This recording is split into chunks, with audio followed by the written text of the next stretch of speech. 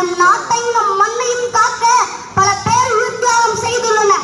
அவர்கள் முக்கியமானவர்கள் சில பேர் நான் நினைவு கூற விரும்புகிறேன்.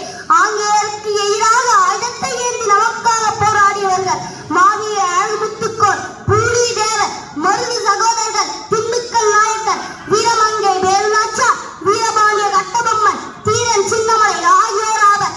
இன்று தெரிந்து கொள்ள வேண்டிய தன்னலமற்ற தலைவர், கப்பலோட்டிய தமிழர், சக்குவித்த சம்மர் வ.உ.சி.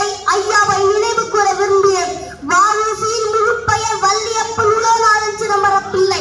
வ.உ.சி. 1872ஆம் ஆண்டு செப்டம்பர் மாதம் 5ஆம் நாள் திருநெல்வேலி மாவட்டம் ஒட்டப்பிராரம் என்னும் ஊரில் உலகநாதன் பிள்ளைக்கும் பரமாயி அம்மாளுக்கும் மகனாய் பிறந்தார். வ.உ.சி. தமிழ் மற்றும் ஆங்கில மொழியில் புலமை பெற்று விளங்கினார். அந்த நேரத்தில் ஆங்கிலேயர்கள் நம் நாட்டையும் நம் மக்களையும் வணிக ரீதியாக சுரண்டிக் கொண்டிருந்தனர். அதனை கண்டு வ.உ.சி. பெரும் கோபம் அடைந்தார். ஆங்கிலேயருக்கு பெரும் சேதாரம் ஏற்படுத்த முடிவெடுத்தார். வ.உ.சி. தம் சொத்தையெல்லாம் விற்று சுதேசி கப்பல் நிறுவனத்தை தொடங்கினார்.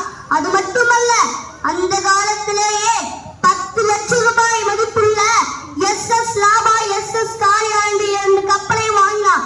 வ.உ.சி. ஆங்கிலேயருக்கு எதிராக தூத்துக்குடி மற்றும் இலங்கைக்கு நம் மக்களை கப்பல் பயணம் செய்ய வைத்தார்.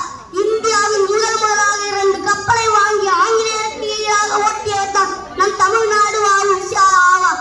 இதனால் தான் நாம் அனைவரும் அவரை கப்பலோட்டிய தமிழ் என்று அழைக்கின்றோம். இன்னும் முடியவில்லை, கேளுங்கள். வ.உ.சி.யின் செயலை கண்ட ஆங்கிலேயர்கள் என்ன செய்கிறதோ தெரியாமல் கதிகலங்கி நின்றனர். ஆங்கிலேயர்கள் வ.உ.சி.க்கு பல லட்சம் ரூபாய் தருகிறேன், நீங்கள் இதிலிருந்து விலகிக் கொள்ளுங்கள் என்ற. அதனை கேட்டு நம் வ.உ.சி. சும்மா இருப்பாரா?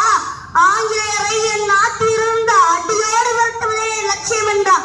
வ.உ.சி. ஆங்கிலேயருக்கு எதிராக பல போராட்டங்களை நடத்தினார். ஆனால் ஆங்கிலேயரால் வ.உ.சி. சமாளிக்க முடியவில்லை. அதனால் வ.உ.